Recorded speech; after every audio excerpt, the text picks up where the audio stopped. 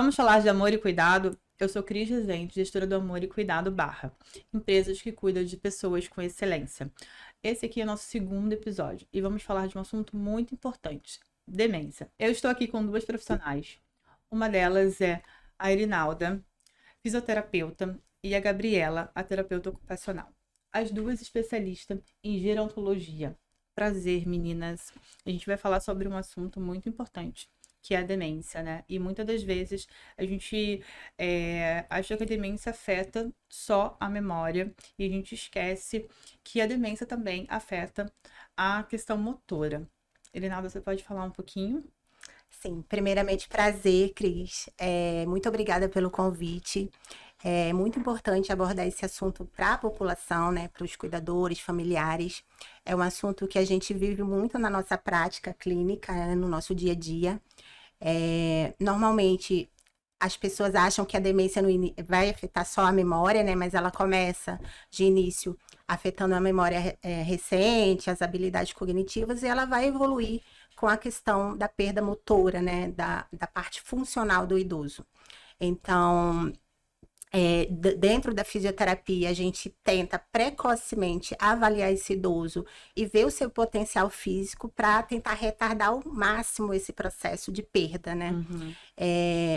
Dentro da nossa avaliação, a gente tenta identificar quais os componentes que podem já estar tendo perdas ali. Normalmente esse idoso na fase inicial é mais difícil, né, perceber, então por isso a avaliação gerontológica é muito importante. Então, dentro da fisioterapia, a gente realiza testes específicos que avaliam força, mobilidade, controle postural, que que tem o equilíbrio ali junto, né, e a cognição. Então, todos esses fatores são avaliados dentro da avaliação gerontológica ampla, para a gente identificar o mais precocemente e atuar para tentar preservar ao máximo essas capacidades do idoso, né? Que a gente sabe que a demência ela vai evoluir, né? Ela começa com a parte cognitiva, mas ela vai chegar nesse processo aí da parte motora, né? Da perda de função. Então, a gente tenta atuar para preservar ao máximo essa capacidade funcional do idoso.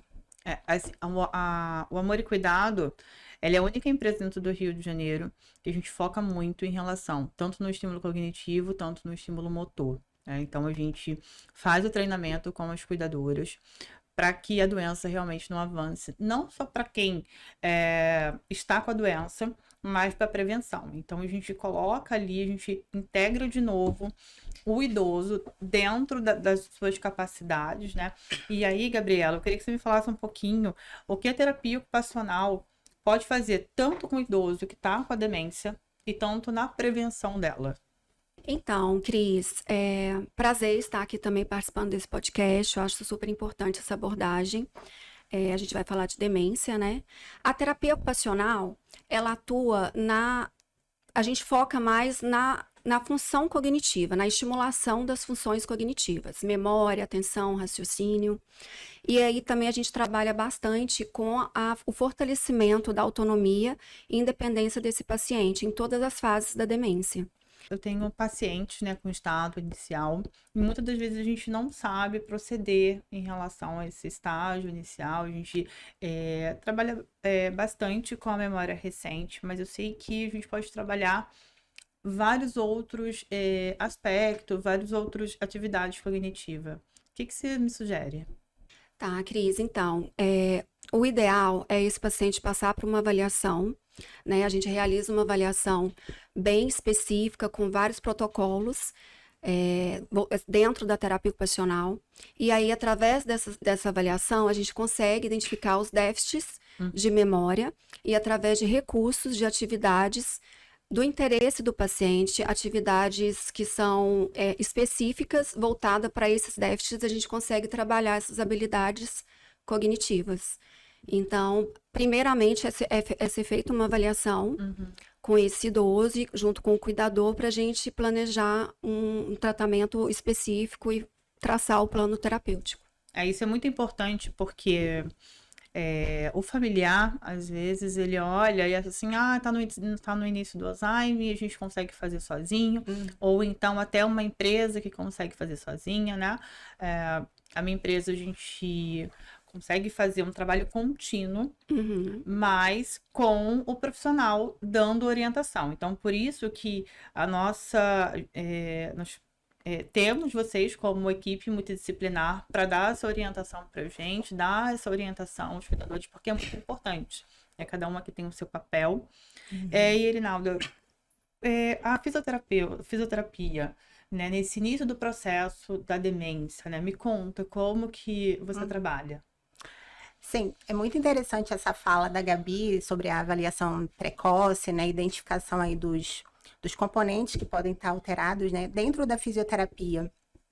A gente é o profissional, né, o especialista em gerontologia, é o profissional que tem expertise, né, para fazer essa avaliação bem detalhada e a gente atua em todas as fases da demência, né, desde a fase pré-clínica. Então, por exemplo, eu tenho uma paciente que quando ela me procurou com queixa de falta de equilíbrio. Até então, ninguém tinha identificado que ela tá com um quadro demencial inicial ali em curso. Então, a partir da minha avaliação, que eu fiz os testes de rastreio, né? Porque a gente não dá diagnóstico, a gente faz o teste de rastreio, identifica ali as alterações, a gente direciona esse paciente, enfim, a gente passa para a família, o que é possível fazer ali para alinhar no cuidado. Então, a partir da minha avaliação, eu direcionei essa paciente para o especialista para tentar fechar o diagnóstico. E na fase inicial, é difícil perceber muitas vezes, né? Quem vai perceber primeiro é o familiar. Então, aquela idosa que está mais repetitiva, ou então é uma idosa que está mais apática, que está com falta de interesse. E a fisioterapia, a gente entra precocemente tentando preservar ao máximo essa independência funcional. Por exemplo, o idoso com demência, ele tem maior risco de queda, justamente porque ele tem essa dificuldade, né, na marcha, a alteração na marcha, ele tem dificuldade de dividir a atenção. Então, quando está caminhando, que tem que olhar para o lado, ou tem que falar com alguém, ou caminhando, falando no telefone, dividir a atenção, ele tem mais risco de queda. E dentro da fisioterapia, a gente trabalha muito a dupla tarefa, né? Então, fazer com que esse idoso realize duas atividades, né, simultaneamente. Então, e dentro dos pacientes com demência, a gente tenta enfatizar isso mais ainda, né? Porque a gente está trabalhando tanto a parte motora quanto a cognitiva dentro de uma atividade de dupla tarefa, assim como a Gabriela, que é terapeuta ocupacional, a gente consegue identificar nos testes de rastreio quais domínios ali estão prejudicados e a gente tenta inserir esses domínios nas atividades de dupla tarefa, no nosso dia a dia. Eu vejo que o trabalho de vocês, né, é um trabalho integrado. E aí eu queria que vocês falassem um pouquinho como que isso se integra, né? Como esse trabalho é em conjunto, né? Porque um complementa o outro e a gente vai se complementando com as cuidadoras fazendo e a gente vai fazendo um trabalho em conjunto. E queria que vocês falassem um pouquinho sobre essa integração do trabalho de vocês. A terapia ocupacional, ela complementa mesmo, assim, são duas profissões que se complementam, né? E então, a terapia ocupacional, ela foca mais nas funções cognitivas, na estimulação cognitiva desse idoso, na estruturação de uma rotina adequada, nas habilidades, no engajamento. O que mais? As EVDs. Isso, na independência, nas atividades de vida diária, até mesmo na independência também e maior autonomia nas atividades instrumentais de vida diária. E a fisioterapia trabalha mais a questão motora, né? Prevenção de quedas, mobilidade, equilíbrio. Então, as duas é de extrema importância. O paciente que consegue realizar o tratamento em conjunto, ele tem muito mais a ganhar e favorecer maior independência e autonomia. Quando a gente pensa em idoso, né, principalmente idoso de modo geral, né, mas a gente pensa em funcionalidade. Então, por exemplo, é um idoso que está com uma queixa, um idoso com demência, mas está com a queixa de dor no joelho. Então, a gente vai pensar qual função essa dor do joelho está prejudicando, né? Então, é subir uma escada, Isso. é abaixar e levantar da cama, enfim. E aí a gente vai trabalhar dentro da função. Isso, e a terapia ocupacional também, no caso que a Eri tá informando, a gente trabalha com a adaptação do ambiente, né? A gente, na avaliação da terapia ocupacional, que é bem ampla, a gente também organiza toda a questão domiciliar do paciente, adaptações no banheiro, na casa, até para prevenção de quedas também. Pra gente é muito importante, assim, como o familiar, ele não quer mais integrar o idoso dentro das atividades, quando eu entro falando da importância, né, do idoso escolher a própria roupa, né, do idoso tá ali na cozinha, preparando a comida, né, junto, não ele vai fazer a comida, mas ele preparando, fazendo o corte, Sim. escolhendo, né, isso também faz parte tanto Sim. da parte motora, né, que ele vai descascar, ele Sim. fazer alguma coisa, e também da parte da parte Da cognitiva, da autonomia, autonomia, né? independência. Então a gente vê quanto que é um trabalho em conjunto. Sim, isso é muito importante, porque na prática o que a gente vê são muitos idosos com potencial hipoestimulados, né? Sim. E aí a gente fala que o cuidador acaba contribuindo aí para uma dependência adquirida, né, do idoso, né, Gabi? Aquele idoso que ele tem força, ele tem mobilidade e às vezes excesso de cuidado, às vezes a falta de informação, esse familiar acaba deixando o idoso ali mais quietinho, mais parado, e a gente sabe que é um idoso que tem potencial. E essa falta de estímulo, ela acaba prejudicando, né? Com Favorecendo certeza. até o avanço mesmo da doença, né? A gente sabe que quanto mais esse idoso fazer atividades, quanto mais estimular motoramente, cognitivamente, mais a gente consegue retardar esse processo. Até questão emocional também, né? Emocional. O paciente, quando ele recebe. Sim. Vamos voltar aqui para a questão da demência. Quando ele recebe esse diagnóstico, para a família já fica, não, ele não pode fazer. E ao contrário, ele tem que ser mais inserido na sua rotina, né? Na participação mesmo, no nas dia a dia. atividades do dia a dia. Eu tenho uma paciente que ela sofreu 2 quedas, tá? Uma foi por causa do tapete, então é muito importante quando a gente vai lá e a gente avisa em relação, Sim. né? A mudança ali que tem que acontecer. Ela tem 94 anos. Só que, assim, pra idade, eu acho bem ativa. Ela tá começando com declínio agora. A demência tá vindo e, assim, pra 94 anos né, assim, eu falei, poxa, a senhora está super bem, uma senhora que borda, faz crochê, que ajuda também nessa estimulação, mas a família tirou ali dela muitas funções que faziam com que, então, isso, eu percebi que tirar essas funções não é só da questão cognitiva, é da questão emocional. Sim. O quanto afetou a questão emocional. E aí, o quanto a nossa atividade, nosso trabalho em conjunto recupera essa idosa, né? Então, quando a idosa, ela me recebeu, que a filha falou assim, olha, Cris, a minha mãe não recebe ninguém, a minha mãe, né, começa várias questões sobre a idosa, e quando eu coloquei ela de novo, integrei ela de novo, ela me recebeu de braços abertos. Então, eu falei isso pro filho. Ela falou, como você conseguiu fazer isso? Eu falei, não, eu coloquei ela na parte humana. Coloquei na mão, olhei no olho, falei como questão de não infantilizar o idoso, porque a gente infantiliza, né? As pessoas infantilizam o idoso em nome do amor. E aí eu coloquei ela no sistema, olha, a senhora precisa isso, tem que fazer isso. E como que a gente faz a iluminação? É a gente dando conhecimento. Não tem como a gente não se iluminar quando a gente não se coloca ali no conhecimento. E ela ficou mais feliz, ficou até mais corada, Sim. né? Deu a importância de estar. E aí eu quero que vocês falem um pouquinho da questão emocional. Como você vê, né? Como que você vê o idoso depois que você coloca ele na funcionalidade? Sim. A questão emocional dele, você percebe? Então, a gente sabe que o quanto mais esse idoso se sentir pertencente, né, participando ali Da própria vida. das escolhas, por isso que a gente fala muito de preservar. Quando a gente pensa em funcionalidade, a gente está falando de autonomia e independência. E a autonomia está relacionada justamente a isso, ele poder escolher, ele poder participar, né, ele poder decidir sobre a sua vida. Nos idosos com demência, por exemplo, a gente usa estratégias, por exemplo, você quer A ou B, né? Dá lá duas opções para ele participar, para ele ajudar ali, escolher, para ele não fazer assim, igual eu vejo muitos cuidadores acabam fazendo.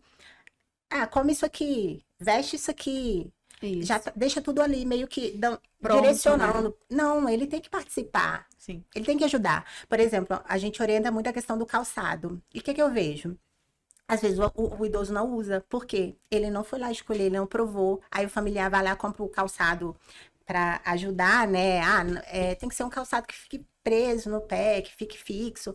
Mas aí compra o calçado de um modelo que o idoso não gosta. Então eu sempre oriento, se ele pode ir, se você consegue levar, deixa ele participar da escolha, deixa ele provar, né? Hum.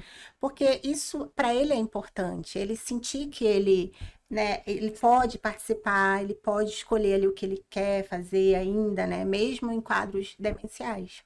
Sim, e assim, a gente percebe a diferença de profissionais, né, que é especializado na área de gerontologia e profissionais que não são especializados. Esse olhar Sim, realmente somos nós que temos. Como eu falo, não tem nenhuma empresa dentro do Rio de Janeiro, a gente trabalha realmente em conjunto. Quando eu vou fazer os meus orçamentos, que eu falo assim, olha, aqui está um orçamento e eu tenho que fazer a visita.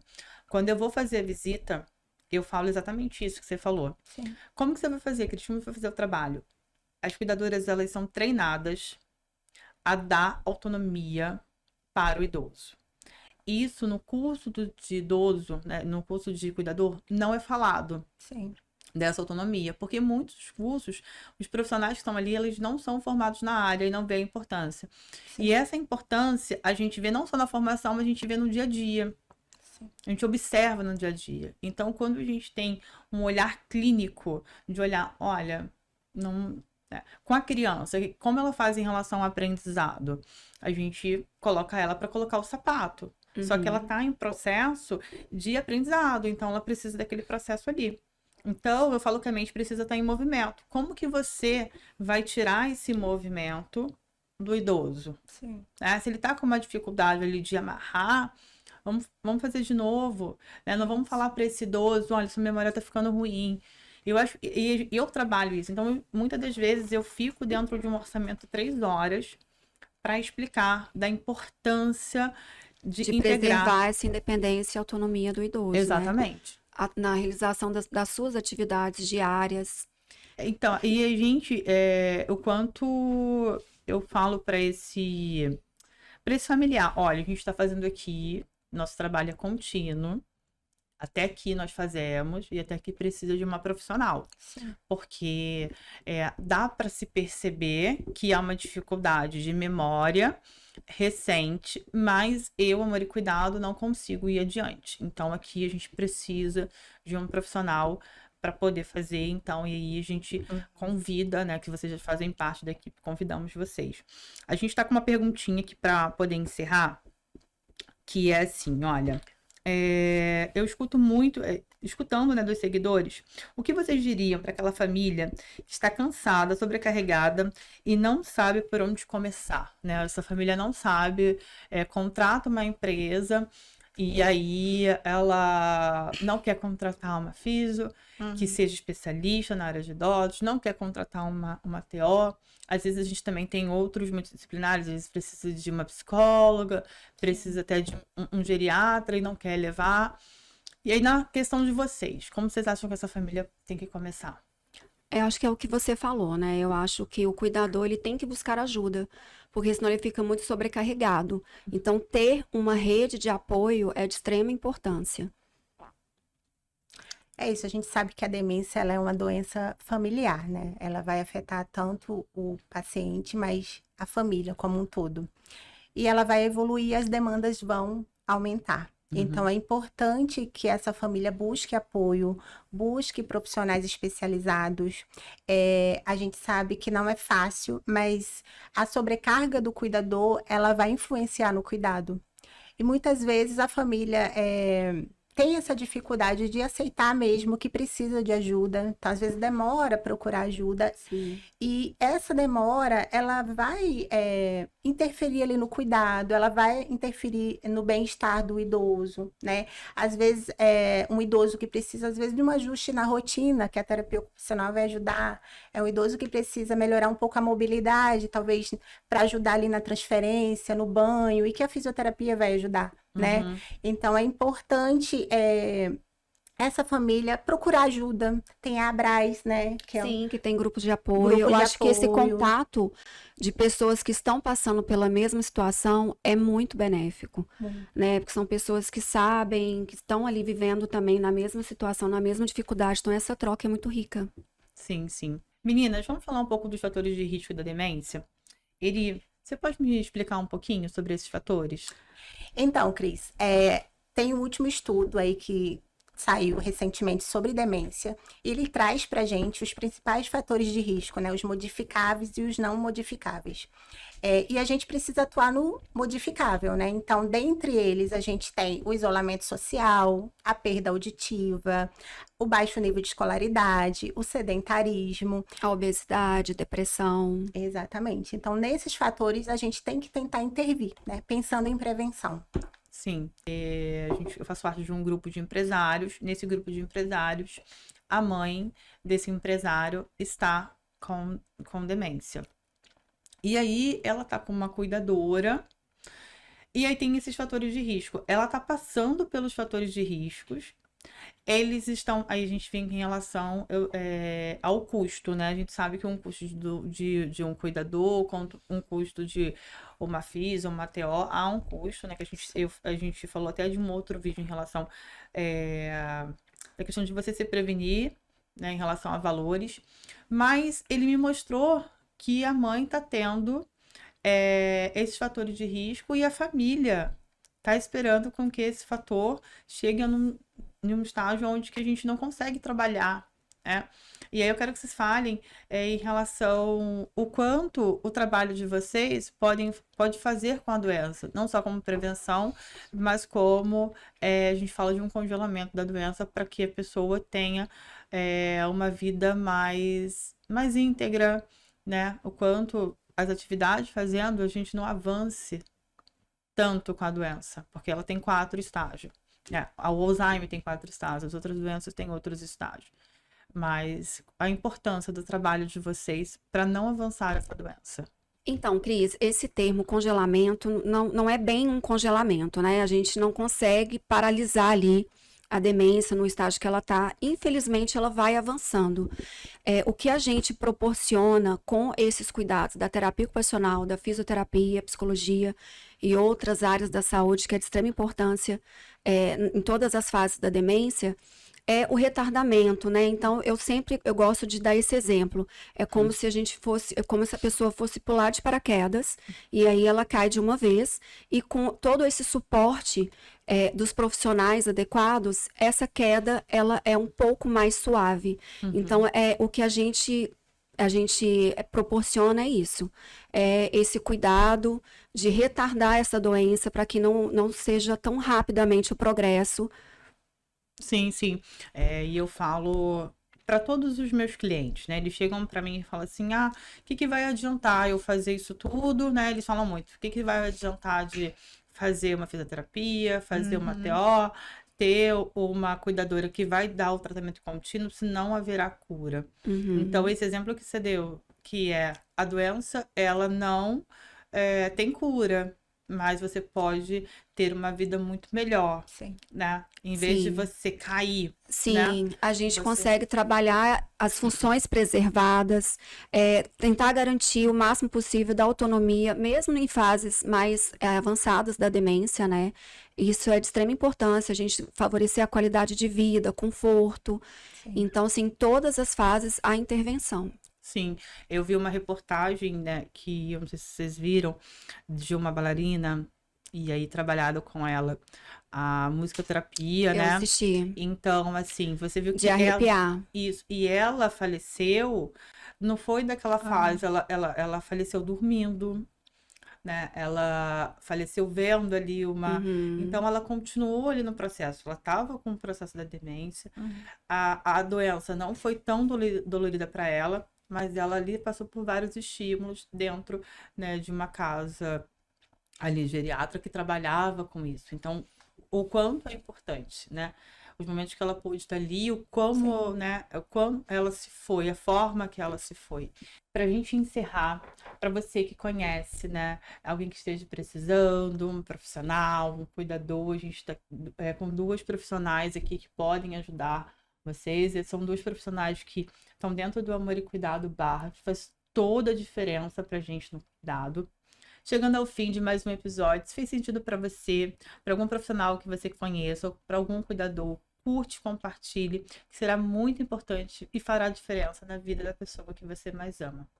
Eri, como o nosso público pode achar você? Cris, mais uma vez, obrigada pelo convite. Quem quiser nos achar, é só buscar @BemAtivoFisioterapia. Lá eu compartilho bastante sobre a nossa rotina de atendimento e vários assuntos relacionados à saúde do idoso. Gabi, muito obrigada pela sua presença. Você trouxe bastante conteúdo, foi muito importante. Como o nosso público pode te achar? Cris, obrigada pelo convite. Adorei participar, minha primeira vez no podcast. Para me achar nas redes sociais, eu divulgo bastante a terapia ocupacional no meu Instagram, que é rehablife_gabrielag.to. E lá a gente fala bastante de saúde, demência, terapia ocupacional, e é isso. Esse é mais um episódio do Amor e Cuidado Barra. Esperamos vocês para um novo episódio. Tchau!